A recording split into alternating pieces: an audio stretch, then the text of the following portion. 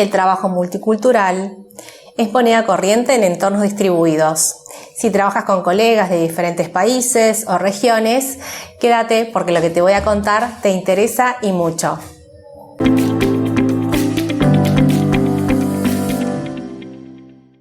Los entornos remotos, globales, conllevan los desafíos del trabajo multicultural. Por eso, para que puedas mejorar la forma en la que te comunicas con tus compañeros, con tus líderes, te voy a contar qué son las culturas de alto y de bajo contexto. Este concepto fue desarrollado por el antropólogo cultural Edward Hall.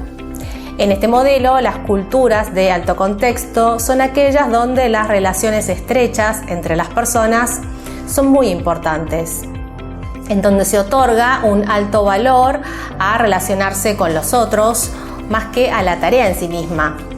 En estas culturas también se tiende a formar grupos afines, donde las relaciones entre las personas son duraderas y donde éstas se conocen con más profundidad, en donde también van desarrollando altos niveles de confianza entre sus integrantes. Un punto importante es que el estilo de comunicación aquí es más directo y se utiliza mucha más comunicación no verbal en la interacción. Es decir, se utilizan más las miradas, los gestos, las posturas, los tonos de voz, lo cual es un código más implícito de comunicación. En estas culturas las personas tienden a comprender lo que sucede con algunas pocas palabras porque comparten gran cantidad de conocimientos afines y por ello no suelen tener la necesidad de especificar lo que quieren decir o pensar porque ya lo saben por la propia cultura y porque se encuentran en un entorno afín. Por eso en remoto es importante entender cómo funcionan estas culturas para minimizar los problemas de comunicación, ya que cuando te relacionas con personas que provienen de una cultura de alto contexto, tienes que considerar que estas personas necesitan menos palabras para poder comunicarse y que en este contexto la comunicación no verbal es muy valiosa para ellas. Por el otro lado, en el caso de las culturas de bajo contexto, estas se caracterizan por regirse en base a las tareas, más a las reglas, y no tanto a forjar interacción en base a las relaciones que establecen entre las personas. Son culturas más individualistas, con un estilo de comunicación más directo, donde hay menos lugar a las ambigüedades en la interpretación de lo que se quiere decir. Por ello, la comunicación suele ser más clara y directa y los hechos se analizan de una forma lógica y clara. Es decir, que acá el código de comunicación es mucho más explícito. Es valioso conocer estos modelos, ya que en la actualidad nos toca trabajar con personas de diversos lugares del mundo, en forma distribuida. Cada sociedad se comunica de forma diferente, por eso tener en cuenta estas diferencias te va a dar información para entender mejor cómo te comunicas con tus compañeros, con tu equipo y sobre todo para mejorar los vínculos. Entonces, en los países con culturas de alto contexto van a preferir tener una comunicación implícita y van a ser más sensibles al lenguaje no verbal. Otro rasgo es que van a tender a utilizar mucho más el pronombre nosotros en vez del yo. Y también van a tender a respetar mucho más y a darle mucho más valor a la jerarquía social. Esto tiene un peso mucho mayor a la hora de relacionarse. Veamos un ejemplo. En las culturas latinas se nos clasifica generalmente como culturas de alto contexto. Y también a la cultura española, a la italiana, a la japonesa, a la china, a las que provienen de los países árabes. Seguramente te haga mucho sentido esto y notes, por ejemplo, que los latinos tendemos más a utilizar el doble sentido para poder comunicarnos, no somos tan directos, tendemos a establecer lazos de afinidad profundos con nuestros grupos más cercanos.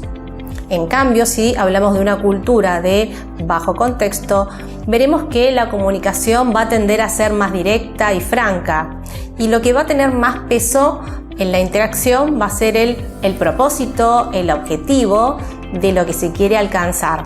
Van a tender a ser también menos jerárquicas a comparación de las de alto contexto. Por ejemplo, culturas que tienden a ser de bajo contexto son las anglosajonas, como Reino Unido, Estados Unidos, y también países como Alemania, Nueva Zelanda, Países Bajos, Noruega o Francia. Un punto importante a tener en cuenta es que existen matices. Estos modelos nos sirven para comprender a nivel general cómo nos comunicamos. No obstante, en cada país, región o ciudad, la intensidad de estos contextos va a variar e inclusive puede haber un poco de cada uno en diferente intensidad. Por eso no será la misma la interacción que tengas con una persona que está en Argentina, de otra que está en Italia, ni entre un colombiano o un uruguayo.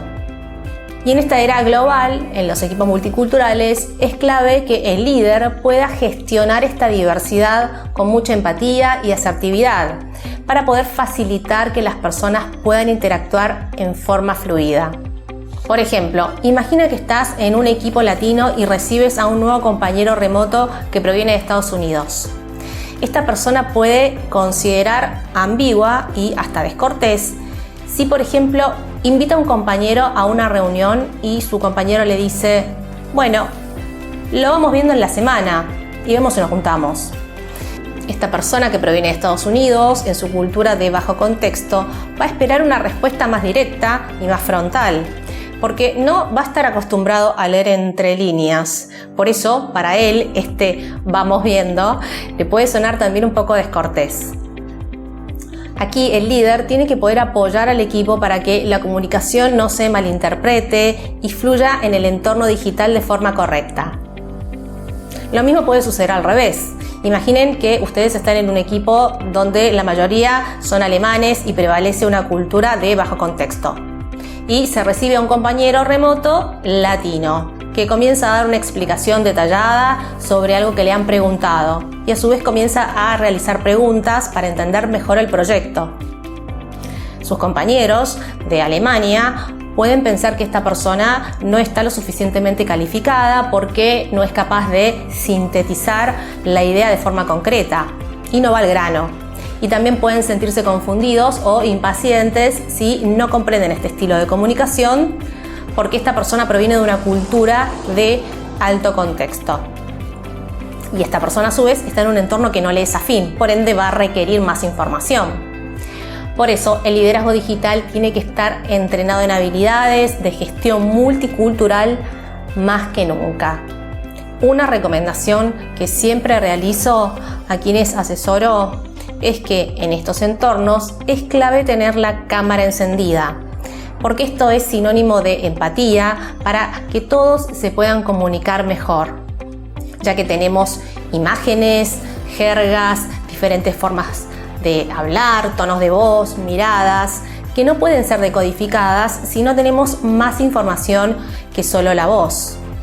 El líder debe gestionar desde esta apertura las interacciones y la cámara es lo que nos va a ayudar a conectar con las personas, porque vamos a poder ver, vamos a poder oír y sobre todo vamos a poder valorar cómo se comunican de forma diversa las personas de otras culturas.